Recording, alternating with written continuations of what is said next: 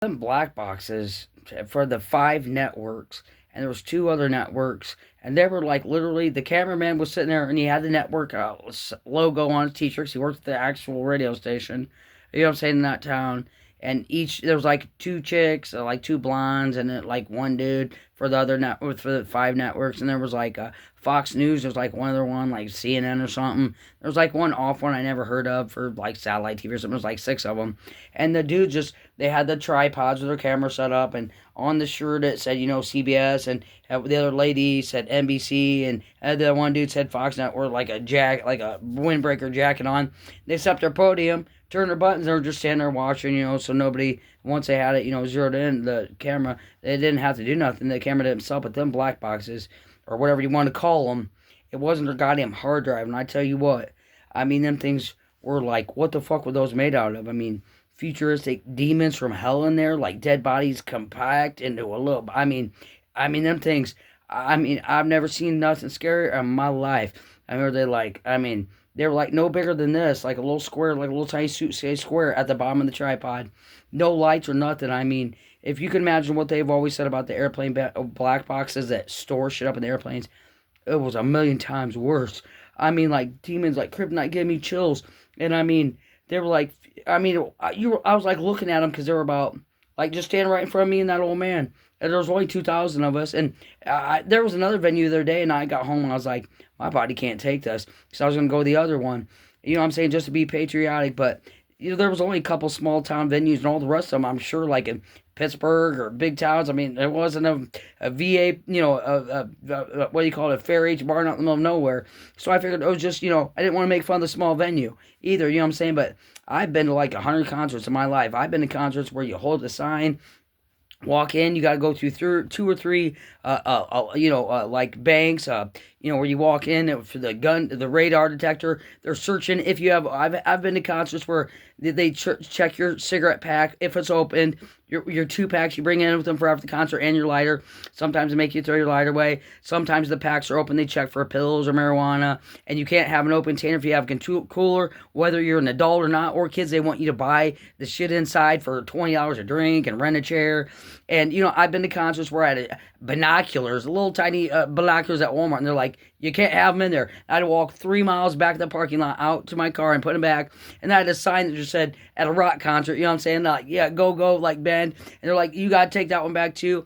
And then like I've been like 100 concerts in my life, and like other ones, they'll say, well, you have an open pack. It's either leave and take your open pack of cigarettes with you, or throw them right here in the trash can. All venues are like that. And like the Trump rally, when I did go there, I called the night before, and they said, I called I don't remember what number I called. It was on the email, and it said you have to go to Trump.com, and I went to Trump.com and just said, Mr. Trump is so cool, be here, and that was the email to call. And like, yeah, and like I got to those sort of secret services, those smaller venues. I didn't want to make fun of the smaller venue, you know what I'm saying? Because lucky we had one, but like I said, when I got there was just, and the people and when I got home, my ex-husband, I got home at like 6:45, and our local news comes on 6 to 6:30.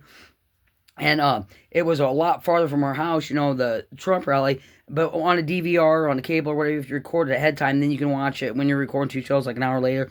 And I just pulled in drive, and he said, we got 15 minutes to... He said, how'd the rally go? I said, I don't want to talk about it. He said, what? And he said, it'll be, it's already recorded. He said, we can watch it on DVR in 15 minutes because it's all on the local news.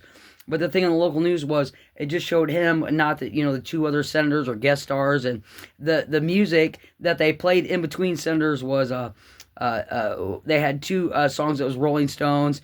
Not my favorite Rolling Stones songs, but they had some, they playing over the media comment. I remember the radio or whatever, but that was like his theme songs. But those, what they seen, I couldn't wait to see on the TV when I just walked in the door, and I said, let me get something to drink, something to eat. And I sat down like people when they get home from work, without the 2-hour lunch breaks in between, and 20 minutes of non-paid lunch if you can leave the grounds, or whatever, half an hour paid lunch if you can get and make it to the line to McDonald's and back, you know what I'm saying, in a half an hour, which anyway. So yeah, and then get your car at the parking lot at 3 a.m. and everybody closes the venue. I mean the factory, or wherever you work. But yeah, and but yeah, when I sat down and got something to eat, and I was watching we were watching the Trump rally, and it was just like all the rest of them the rallies, and presidential rallies on TV.